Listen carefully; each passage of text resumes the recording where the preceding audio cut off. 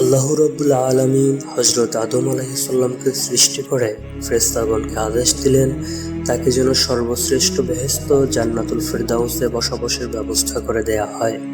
তারা আল্লাহর আদেশ পালন করলো এবং হযরত আদম আলাইহিস সালামকে সুখ শান্তির জন্য সকল প্রকার ব্যবস্থা করে দিল। তার কোনো রকম অশান্তি রইল না। অফুরন্ত নেয়ামত, আরাম আয়েশ ও সুখ শান্তির মধ্যে হযরত আদম আলাইহিস সালাম বসবাস করতে লাগলেন। কিন্তু চিরন্তন সত্য যে মানুষ যত সুখ শান্তির মধ্যেই থাকুক না কেন, সঙ্গী সাথী ছাড়া দীর্ঘদিন একাকী জীবনযাপন তার নিকট অশান্তিজনক হয়ে ওঠে। হযরত আদম আলাইহিস সালামের ক্ষেত্রেও সে অবস্থা ঘটল, যার ফলে তিনি ফিরদাউসের অকল্পনীয় সুখ শান্তির মধ্যে থেকেও যেন প্রকৃত শান্তির অভাব মনে করতে লাগলেন। আল্লাহ তাআলার নিকট হযরত আদম আলাইহিস সালামের অবস্থা গোপন থাকল না। সুতরাং আল্লাহ পাক তিনি ফেরেশতাদেরকে লক্ষ্য করে বললেন, ওহে ফেরেশতাগণ, আমি আদমের জন্য জনৈকা সঙ্গিনী বানিয়ে দিতে চাই, যাতে আদম আলাইহিস সালাম পরিপূর্ণ শান্তি ও সুখ লাভ করতে পারেন। এরপর একদিন ওই উদ্দেশ্যেই আল্লাহ তাআলা হযরত আদম আলাইহিস সালামের চোখে গভীর ঘুমের আমেজ বুলিয়ে দিলেন। সুতরাং তিনি ঘুমের কোলে ঢলে পড়লেন। এ ঘুম তার এতই গভীর হয়েছিল যে ঘুমের মধ্যে এক বিরাট কাণ্ড ঘটে গেল, অথচ তিনি তার কিছুই টের পেলেন না। তার ঘুমের মধ্যে ফেরেশতাগণ আল্লাহ তাআলার আদেশ অনুযায়ী তার বাম পাজরে একখানা হাড্ডি বের করে নিয়ে আল্লাহ তাআলার নিকট পেশ করলেন। আল্লাহ তাআলা নিজের কুদরত বলে তা দ্বারা জনৈকা পরমা সুন্দরী যুবতী সৃষ্টি করে তাকে বেহেশতি পোশাকে সজ্জিত করে ফেরেশতাগণকে আদেশ দিলেন, একে আদমের পাশে বসিয়ে দিয়ে আসো। ফেরেশতাগণ আল্লাহর আদেশ অনুযায়ী তাই করল। হযরত আদম আলাইহিস সালাম কিন্তু এর কোনো কিছুই জানতে পারলেন না। এই সুন্দর রমণীর নাম হলো হাওয়া। একে আল্লাহ এমন অপূর্ব রূপ দান করলেন যে দুনিয়ার অন্যান্য সকল নারীর রূপ একত্র করলেও তার 1000 ভাগের 1 ভাগ তুল্য হবে না। আল্লাহ পাকের ইঙ্গিতে বিবি হাওয়া তার কোমল হস্ত ঘুমন্ত হযরত আদম আলাইহিস সালামের অঙ্গে অতি মোলায়েম ভাবে বুলিয়ে দিতে লাগলেন। তাতে হযরত আদম আলাইহিস সালামের ঘুম ভঙ্গ হলো। তিনি চক্ষু মেলে চেয়ে নিজের একান্ত পাশে এমন এক সুন্দরী রমণীকে দেখে পরম বিস্ময় বোধ করলেন। তার মনে প্রশ্ন জাগল, কে সুন্দরী রমণী? এমনটি তো তিনি আর কখনো দেখেননি। আল্লাহ তাআলা হযরত আদম আলাইহিস সালামকে লক্ষ্য করে বললেন, হে আদম, আমি তোমার মনের অশান্তি দূর করার জন্য তোমার জন্যই একে সৃষ্টি করেছি। এই রমণী তোমার জীবনের চিরসঙ্গিনী ও তোমার সুখ দুঃখের সমভাগিনী হবে।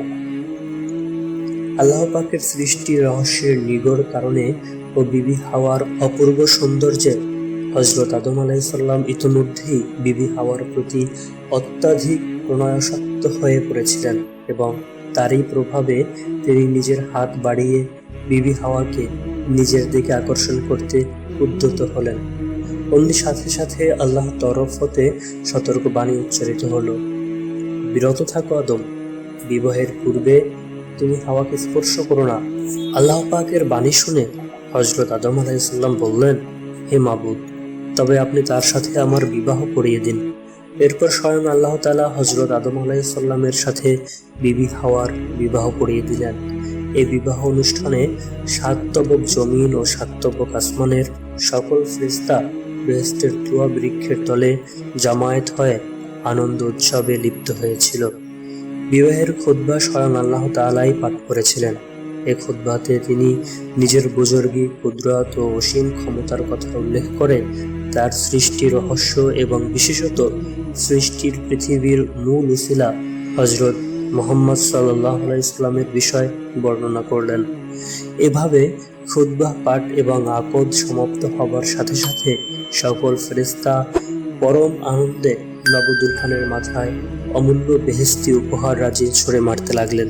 তখন এক অপূর্ব আনন্দময় পরিবেশ বেহেশত ভবনে যেন নবরূপে উদ্ভাসিত হয়ে উঠল। এমনি মুহূর্তে হযরত আদম আলাইহিস সালাম বিবি হাওয়ার প্রতি অধিকতর আসক্ত হয়ে আবার তাকে আকর্ষণ করার উদ্যোগ নিলেন। সঙ্গে সঙ্গে আল্লাহর পক্ষ হতে আওয়াজ আসলো, হে আদম, তুমি আগে বিবি হাওয়ার মহারানা আদায় করে নাও। মহারানা আদায়ের পূর্বে সে তোমার জন্য পরিপূর্ণ বৈধ ও হালাল হবে না।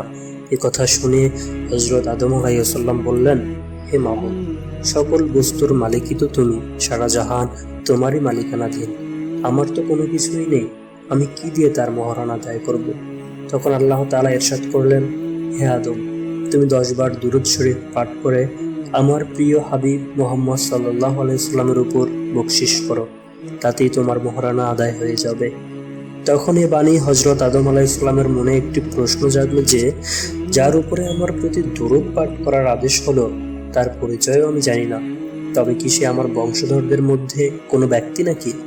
এরূপ ভাবনার উদয় হওয়া মাত্র তাকে একবার দেখার জন্য হযরত আদম আলাইহিস সালামের মনে আগ্রহ জন্মিল এবং এই উদ্দেশ্যে তিনি আল্লাহ তাআলার দরবারে দোয়া জানালেন। আল্লাহ তাআলা তখন তাকে বললেন, হে আদম, তুমি তোমার একটি আঙুলের নখের মধ্যে দৃষ্টিপাত করো, তাতে তুমি আমার হাবিব মুহাম্মদ সাল্লাল্লাহু আলাইহি সাল্লামের চেহারা দেখতে পাবে। এ কথা শুনে হযরত আদম আলাইহিস সালামের নিজের আঙুলের নখের মধ্যে দৃষ্টিপাত করলেন। তিনি তার নখে হযরত মুহাম্মদ সাল্লাল্লাহু আলাইহি সাল্লামের পবিত্র চেহারা দেখতে পেলেন। দেখা মাত্র তার অন্তরে হযরত মুহাম্মদ সাল্লাল্লাহু আলাইহি সাল্লামের প্রতি প্রবল পিতৃ স্নেহ জেগে উঠল এবং তিনি তার প্রতি বিশেষভাবে আকৃষ্ট হলেন ও সাথে সাথে তার উপর 10 বার দুরূদ শরীফ পাঠ করলেন। শুধু তাই নয়, তিনি যে আল্লাহ তাআলার সবচেয়ে বেশি প্রিয় ব্যক্তি এবং সৃষ্টির সেরা, এই কথার প্রতি তার বিশ্বাস জন্মিল। তখন আল্লাহ তাআলা ইরশাদ করলেন, হে আদম, তুমি যে একান্ত ভক্তি ও বিশ্বাসের সাথে 10 বার দুরূদ শরীফ পাঠ করলে, তার ফলে তুমি আমার দরবারে এমন মর্তবা লাভ করেছ, যার বদৌলতে তোমার জন্য বিবি হাওয়া ও বেহেশত হালাল করে দিলাম। এমনকি এর উসিলায় আমি তোমার নেককার সন্তানদের জন্যও বেহেশত হালাল করে দিলাম। এরপরে দীর্ঘ সময় বিবি হাওয়া ও আদম আলাইহিস সালাম বেহেশতে বসবাস করতে লাগলেন এবং বেহেশতের নিয়ামত রাজি ভোগ করতে লাগলেন।